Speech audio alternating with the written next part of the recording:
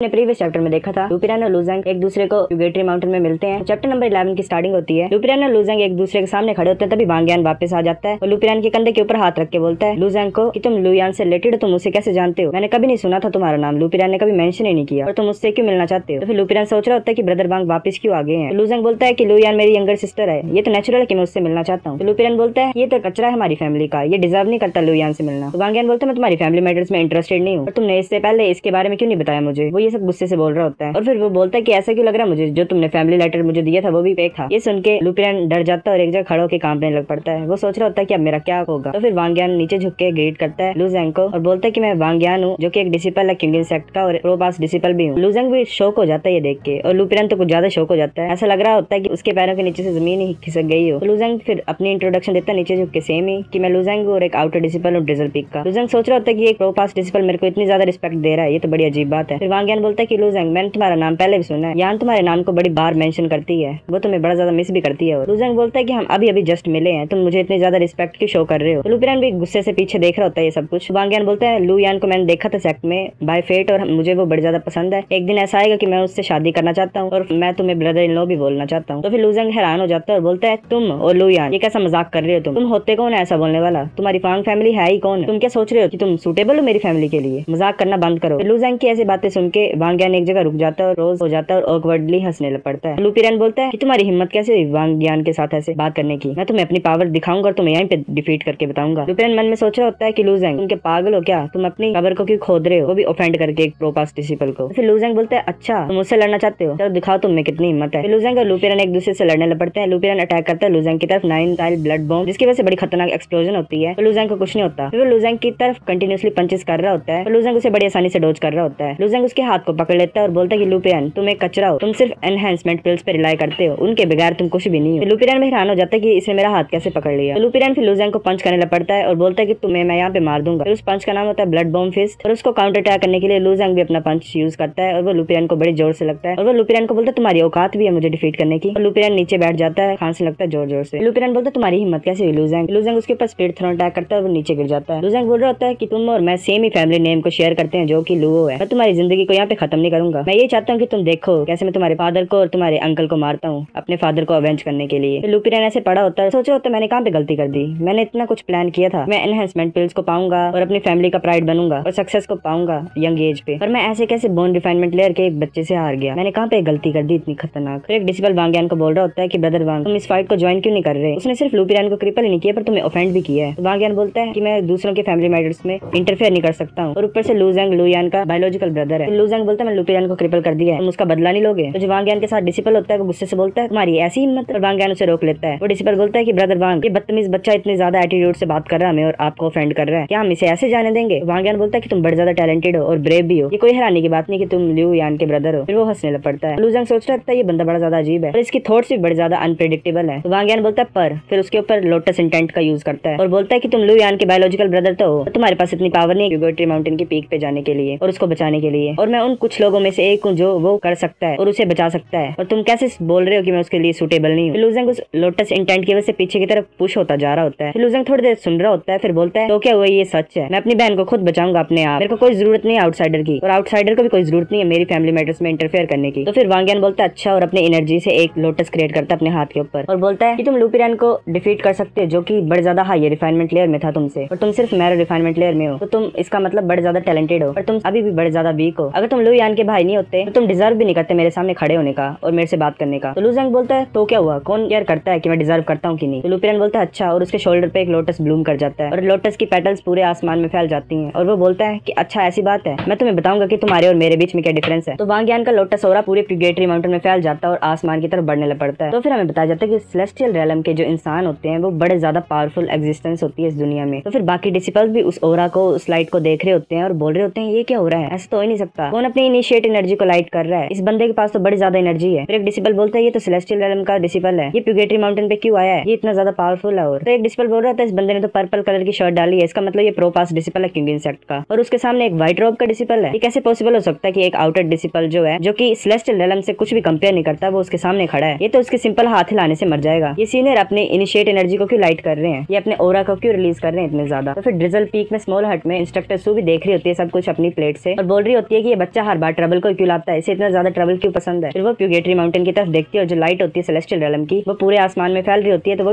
हैरान हो जाती है देख के। फिर वो एक टाइम सोचती है कि मैं उसे मरने देती हूँ, आगे वो ऐसे तो चाहता है। फिर वो यहाँ घूम रही होती है, बड़ा ज्यादा सोच रही होती है, बड़ी ज्यादा टेंशन में होती है, और वो फिर उसको प्लेट में देखती है अपने, वो फ्लाइंग कैरेज में बैठती है और प्यूगेटरी माउंटेन की तरफ निकल पड़ती है। तो लुयान भी हमें दिखाई देती है वहाँ पे प्यूगेटरी माउंटेन के पीक पे बैठी है, जो कि स्लिंग शॉट को पकड़ के अपने भाई की यादों को ताजा कर रही होती है और सोच रही होती है कि उसके भाई ने उसको कैसे बना के दी थी वो स्लिंग शॉट जब वो छोटी थी। तो एक टाइम वो रो रही होती है, तभी उसका भाई उसको वो स्लिंग शॉट बना के देता है, तो वो बड़ी खुश हो जाती है और यहाँ उसको लेके घूमने लग पड़ती है। फिर लुयांग उसे कंधे पे बिठा के भी यहाँ घुमाता था। तो लुयान भी देख रही होती है उस लाइट को और बोल रही होती है तो वांग यान की इनिशिएट एनर्जी है, ओके किसी से लड़ाई कर रहा है। तो फिर वो आइज क्लोज करती है और कंसंट्रेट करने लगती है। तो उसे दिखाई देता है कि वांग यान तो एक आउटर डिसिपल से फाइट कर रहा है। तो फिर वो बोलती है कि व्हाइट रोब और एक आउटर डिसिपल, वो अच्छे से देखती है फिर कंसंट्रेट करके। तो फिर उसे दिखाई देती है लुयांग की शक्ल। लुयान बोलती है ये तो मेरा भाई है, ये यहाँ पे कहाँ से पहुंच गया। तो फिर हमें प्यूगेटरी माउंटेन का सीन दिखाया जाता है जहाँ पे वांग यान और लुयांग लड़ रहे होते हैं। तो लुयांग बड़ी ज्यादा कोशिश कर रहा होता है उस ओरा से बचने के लिए और खड़े होने के लिए, और वो खड़ा नहीं हो पा रहा होता है। फिर वो बोल रहा होता है कि ये तो सेलेस्टियल रेलम का बंदा है, ये इतना ज्यादा पावरफुल है। और फिर वो कंसंट्रेट करता है तो उसे पर्पल कलर का प्योर एनर्जी उसकी बॉडी में दिखाई देती है, जो कि धीरे धीरे ऊपर की तरफ बढ़ रही होती है उसकी नीचे की बॉडी से। तो फिर वांग यान बोलता है अब तुम्हें पता लगा कि कितना ज्यादा डिफरेंस है हम दोनों के बीच में,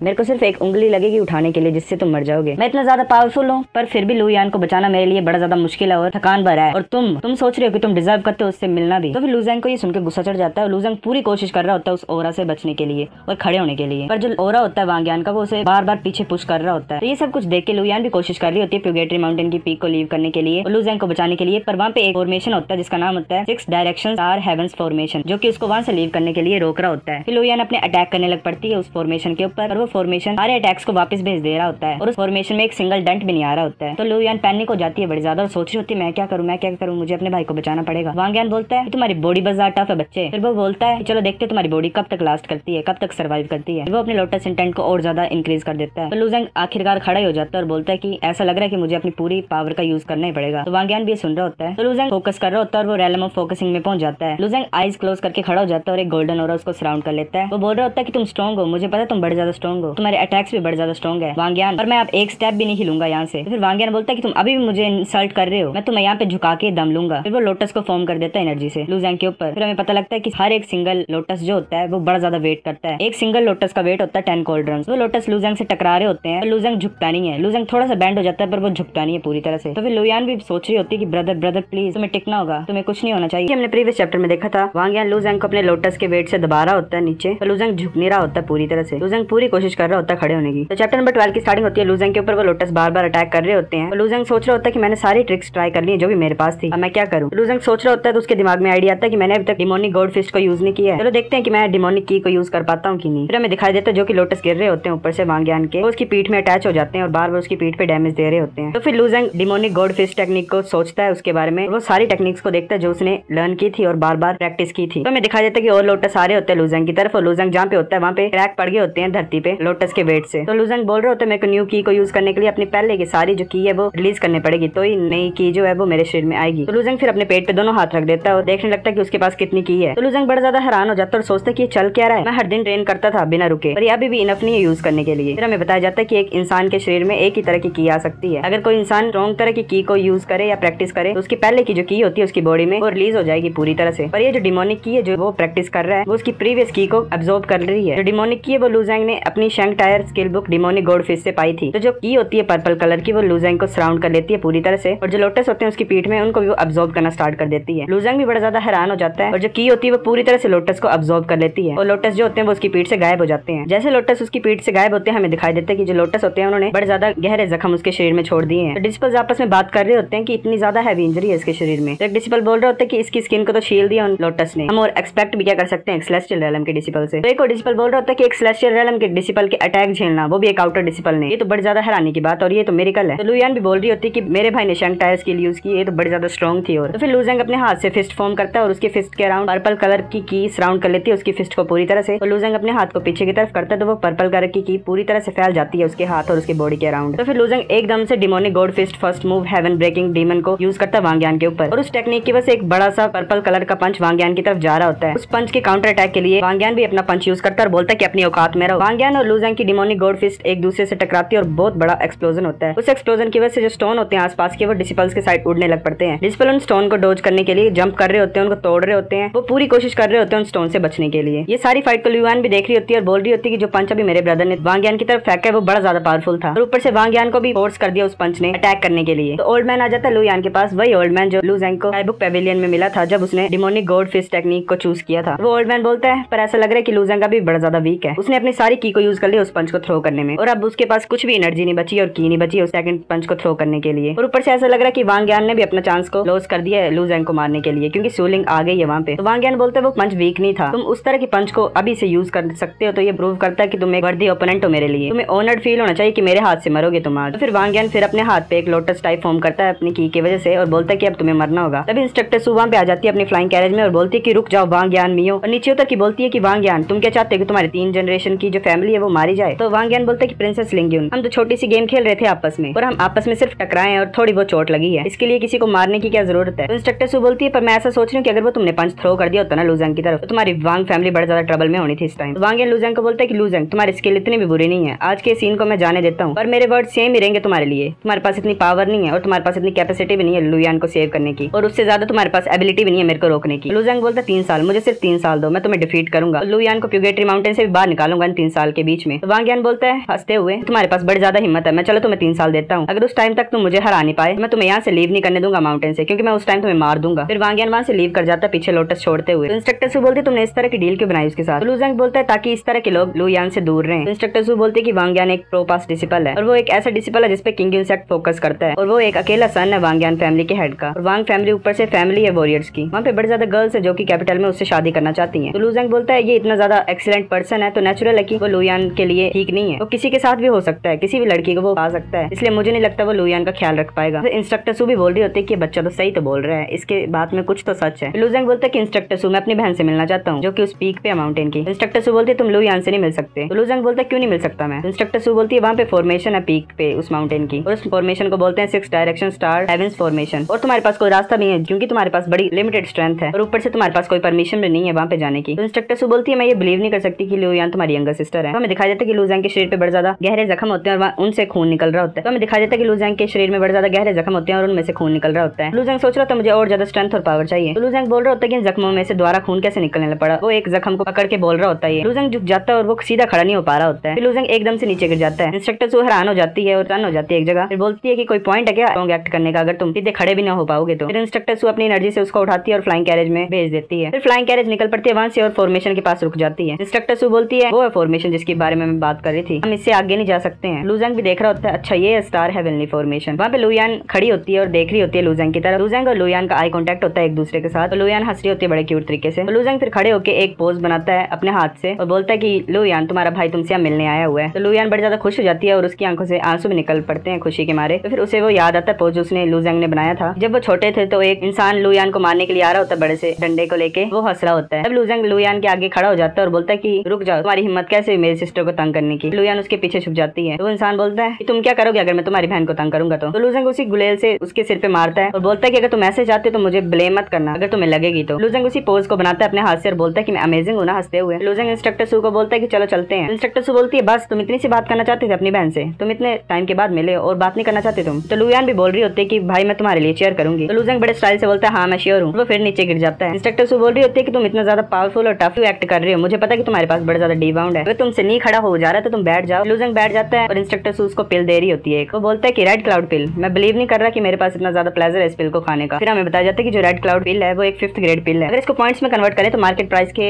अकॉर्डिंग ये 1000 पॉइंट्स की होती है एक पिल। इंस्ट्रक्टर सू बोलती है तुम हर बार ट्रबल ही क्यों लाते हो बच्चे, तुम चुपचाप शांति से रह क्यों नहीं पाते हो। फिर इंस्ट्रक्टर सू उसको बोलती है कि मुंह खोलो और जबरदस्ती उसका मुंह खोल देती है और पिल उसके मुंह में डाल देती है और वो उसे खा जाता है। तो इंस्ट्रक्टर सू बोल रही होती है कि तुम्हें चिंता करने की जरूरत नहीं है, ये लेडी इसलिए तुम्हारे ऊपर इन्वेस्टमेंट कर दी है क्योंकि मुझे पता है कि तुम मेरी सुनोगे अगर मैं तुम्हारे ऊपर ये खर्चे करूंगी तो लुजैंग हमें दिखाई देता है कि वो सो गया होता है। दूसरे दिन लुजैंग उठता है और सोच रहा होता है कि मैं कितने देर तक सोया हूँ। फिर वो डिमोनिक की को प्रैक्टिस करने की कोशिश करता है। डिमोनिक की मैनिफेस्ट हो जाती है उसके हाथों के आसपास। वो कंसंट्रेट कर रहा होता है और उसके दोनों हाथों के बीच एक ब्लैक कलर की फॉर्म होती है जो कि प्रीवियस की को खा रही होती है। फिर वो की लुजैंग के पूरे हाथ में फैल जाती है और लुजैंग उस की को अपने शरीर से बाहर निकालने की कोशिश करता है। वो की उसके शरीर से बाहर भी निकल आती है और वो की रिलीज में हाफ स्टेप स्काई रेलम में एंटर कर जाता है। 3 दिन बाद हमें जोजियान और मोकैन दिखा जाते हैं। जोजियान बोल रहा होता है हाय ब्रदर लुओ। लुजैंग पीछे मुड़ के देखता है। फिर जोजियान बोलता है कि ब्रदर लुओ मैंने सुना कि एक आउटर डिसिपल मैंने एक सेलेस्टियल रेलम के डिसिपल से फाइट की पुगेटरी माउंटेन में कुछ ही दिन पहले। तुम्हें पता है इसके बारे में कुछ भी, थोड़ा बहुत भी? तो जोजियान कंटिन्यू करता है, मैंने सुना था वो बैटल इतनी ज्यादा इंटेंस थी कि सेलेस्टियल रेलम के उस डिसिपल को भी अपनी इनिशिएट एनर्जी को यूज करना पड़ा था। तो लुजियांग बोलता है कि आगे तो ब्रदर वुजियान खड़े हुए हैं। तो वुजियान को आवाज डालता है कि आप बड़े ज्यादा अच्छे दिख रहे हो और तुम ऐसा क्यों लग रहे हो कि तुम कहीं पे रश में हो, तुम कहीं पे जाना चाहते हो बड़ी जल्दी। तो वुजियान बोलता है कि मैं क्योंकि सेक्ट को कुछ टाइम के लिए लीव कर रहा हूँ क्योंकि टियानलू ऑक्शन हाउस जो है वो आज बिग इवेंट को ऑर्गेनाइज कर रहा है। तो जोजियान हैरान हो जाता है, वो तो टियानलू ऑक्शन हाउस। मोकैन बोलता है ब्रदर वुजियान अब मुझे ये मत बोलना कि तुम टियानलू जांग फैमिली के एक मेंबर हो। तो वुजियान अपना सिर हिला देता है। तो जोजियान बोलता है तुम ऐसे देख के नहीं पता लगा सकते कि कौन डिसिपल किस फैमिली से बिलोंग करता है। मैंने कभी नहीं सोचा था कि ब्रदर वुजियान जांग फैमिली से बिलोंग करता है। मोकैन बोलता है कि टियानलू ऑक्शन हाउस में एंटर करना नॉर्मल पीपल के लिए बड़ा ज्यादा मुश्किल है। ब्रदर वुजियान क्या तुम हमें ऑक्शन हाउस में लेके जा सकते हो? तो लुजियांग बोल रहा होता है अगर सभी जा रहे हैं तो मुझे भी जाने दो, मैं भी फन करूंगा कुछ इस टाइम जाके। देखा था, हमें पता लगा था कि वुजियान एक जांग फैमिली का मेंबर है, वो टियानलू ऑक्शन हाउस की तरफ जा रहा होता है। तो लुजियांग और मोकैन और जोजियान भी बोलते हैं कि हमें भी ले चलो साथ में। तो फिर वो साथ में चल पड़ते हैं टियानलू ऑक्शन हाउस की तरफ। टियानलू ऑक्शन हाउस की तरफ वो पहुंच जाते हैं बाहर और मोकैन बोल रहा होता है अच्छा ये है टियानलू ऑक्शन हाउस। वहाँ पे गार्ड्स खड़े होते हैं। जैसे वुजियान उनके पास जाता है तो वो नीचे झुक के उसको ग्रीट करते हैं। वुजियान लुजियांग को एक की देता है और बोलता है कि ये की है उस रूम की जो मैंने तुम्हारे लिए रिजर्व करके रखी है, मेरे को और भी काम है इसलिए मैं यहाँ से अब चलता हूँ। लुजियांग बोलता है ब्रदर वुजियान 2 मिनट रुको, मुझे ये तो बताओ कि प्रोसीजर क्या अगर तुम्हें कोई आइटम डालनी होगी ऑक्शन के लिए। तो वुजियान बोलता है कि तुम्हारे पास कुछ सामान है जो तुम ऑक्शन में ऐड करना चाहते हो। तो लुजियांग बोलता है मेरे पास एक फायर स्कॉर्पिकन लायन का कोर क्रिस्टल है। तो वुजियान बोलता है मेरे साथ चलो। वहाँ पे हमें एक इंसान दिखाया जाता है जो बोल रहा होता है एक वर्कर को कि ध्यान से रखो उस आइटम को और वहाँ पे जल्दी पहुंचाओ उसे। हमें बताया जाता है वो होता है हाउलाओ जो कि मेन ऑक्शनर है टियानलू ऑक्शन हाउस का। तो बोलता है कि सेकंड यंग मास्टर तुम वापस आ चुके हो। तो वुजियान बोलता है कि मेरे फ्रेंड के पास एक फायर स्कॉर्पिकन लायन का कोर क्रिस्टल है ऑक्शन के लिए, तुम क्या मेरी हेल्प कर सकते हो उसको आइडेंटिफाई करने के लिए और पता लगा सकते हो वो असली है कि फेक। तो हाउलाओ बोलता है ठीक है। लुजियांग अपनी जूमी रिंग से फायर स्कॉर्पिकन का क्रिस्टल बाहर निकालता है और अपने हाथ में पकड़ लेता है। हाउलाओ बड़ा ज्यादा हैरान हो जाता है और बोलता है ये तो एक और क्रिस्टल है अडल्ट फायर स्कॉर्पिकन लायन का जिसकी हाइट 30 फीट थी और लेंथ 60 फीट थी। वुजियान बोलता है कि हाउलाओ मुझे बताओ कि हम स्टार्टिंग बिडिंग प्राइस क्या रखें इस कोर क्रिस्टल का। तो हाउलाओ बोलता है कि इतने साल हो गए हैं कि किसी अडल्ट फायर स्कॉर्पिकन लायन का क्रिस्टल इतने बड़े साइज का ऑक्शन हाउस में लाया गया है, ये मेन आइटम भी हो सकती है ऑक्शन की। मैं तो ये बोलता हूँ कि 30,000 स्क्वायर क्रिस्टल्स अच्छा है प्राइस स्टार्टिंग के लिए। तो लुजियांग बड़ा ज्यादा हैरान हो जाता है, उसको तो कुछ समझ नहीं आ रहा होता कि इतना ज्यादा प्राइस और वो बोलता है कि 30,000 स्क्वायर क्रिस्टल। तो फिर वुजियान गलत समझ लेता है और वो सोच रहा होता है कि प्राइस कम है शायद इसलिए। लुजियांग हैरान हो गया, वो बोलता है कि ब्रदर लुजियांग तुम्हें चिंता करने की जरूरत नहीं है, मुझे पता है स्टार्टिंग प्राइस बड़ा ज्यादा कम है पर तुम्हें चिंता करने की जरूरत नहीं है, जो फाइनल प्राइस है वो पक्का इससे बड़ा ज्यादा होगा। एक वर्कर आवाज डालता है हाउलाओ को। तो हाउलाओ बोलता है क्या है? वो वर्कर बोलता है कि नेक्स्ट आइटम जो है ऑक्शन में वो वेपन रिफाइनमेंट स्किल है इसलिए तुम्हें स्टेज पे जाना पड़ेगा। हाउलाओ बोलता है ठीक है। वो स्टेज पे चल जाता है और बोलता है कि नेक्स्ट आइटम जो है ऑक्शन की वो एक वेपन रिफाइनमेंट स्किल है। ये जो स्किल है ये पास डाउन की गई है एक वेपन रिफाइनमेंट मास्टर के द्वारा जो की थी चे डाउजी की। ये स्किल किसी भी वेपन रिफाइनर की कल्टीवेशन को बड़ी ज्यादा इंक्रीज कर सकती है। इसका स्टार्टिंग प्राइस है 5,000 स्क्वायर क्रिस्टल। तो जो मेंबर्स होते हैं ऑक्शन हाउस में उनमें से एक बोल रहा होता है कि मेरे को तो डर है कि जो मेंबर्स है वॉरियर फैमिली के वो कुछ भी करेंगे इस आइटम को पाने के लिए, हम सिविलियंस तो इसको अफोर्ड भी नहीं कर सकते और बाय करना तो दूर की बात है। तो एक बोल रहा होता है कि अब जो टॉप 3 ग्रेटेस्ट वेपन रिफाइनर्स है वो वांग वॉरियर फैमिली में, किंग सेक्ट में और फैंगटियान पैलेस में है। हमें कुछ भी करके ये पाना पड़ेगा चाहे जितना मर्जी प्राइस पे कर पाए हम, क्योंकि जो वेपन रिफाइनर है इन 3 फैमिली में उनको हम जितना मर्जी प्राइस दें और वो हमारी हेल्प नहीं करेंगे, इसलिए जो वेपन रिफाइनमेंट स्किल है ये हमें पानी पड़ेगी। क्योंकि अगर हम ये वेपन रिफाइनमेंट टेक्निक किसी बंदे को देंगे तो वो पक्का वेपन रिफाइनर बन जाएगा जो कि एक प्राइसलेस ट्रेजर बनाती है स्किल को। तो हमें दिखाया जाता है थर्ड सन ज़्यूगे फैमिली का ज़्यूगे फैंग जो कि एक लड़की के गोद में सोया होता है और बोलता है कि 20,000 स्क्वायर क्रिस्टल्स। ये देख के पूरे जो ऑक्शंस की ऑडियंस होती है वो हैरान हो जाती है। तो हाउलाओ बोलता है कोई और प्राइस को रेज करना चाहता है इससे ज्यादा, अगर कोई नहीं करेगा तो वेपन रिफाइनमेंट स्किल ज़्यूगे थर्ड सन की हो जाएगी। तो कैबिन से आवाज आती है मैं 20,100 स्क्वायर क्रिस्टल्स बोलता हूँ। तो जोजियान बोलता है कि तुम्हारे पास इतने ज्यादा क्रिस्टल्स कहाँ से आए? मोकैन भी बोल रहा था ब्रदर लुजियांग तुम पागल हो चुके हो क्या? लुजियांग बोलता है तुम्हें चिंता करने की कोई जरूरत नहीं है, अगर मैं इस प्राइस को बोल रहा हूँ तो मैं कैपेबल हूँ इसको पे करने के लिए। तो फिर ज़्यूगे फैंग बोलता है 22,000 स्क्वायर क्रिस्टल। ज़्यूगे फैंग बोलता है उस लड़की को जोफी मेरी हेल्प करो उस बच्चे का मुंह बंद करने के लिए। लुजियांग बोलता है 22,100 स्क्वायर क्रिस्टल। जोफी वहाँ पे आ जाती है लुजियांग के सामने और बोलते कि हेलो ब्रदर मेरे यंग मास्टर चाहते हैं कि तुम इस आइटम को छोड़ दो, यंग मास्टर को लेने दो। लुजियांग बोलता है मैं इसको छोड़ूं क्यों? जोफी बोलती है बिकॉज मेरे यंग मास्टर बोल रहे हैं ऐसा और मेरे यंग मास्टर का पहला नेम ज़्यूगे और उसका लास्ट नेम फैंग है। लुजियांग सोच रहा था अच्छा ये वही बंदा जो मेरी जिंदगी को झंड कर रहा है कब से। लुजियांग बोलता है ओ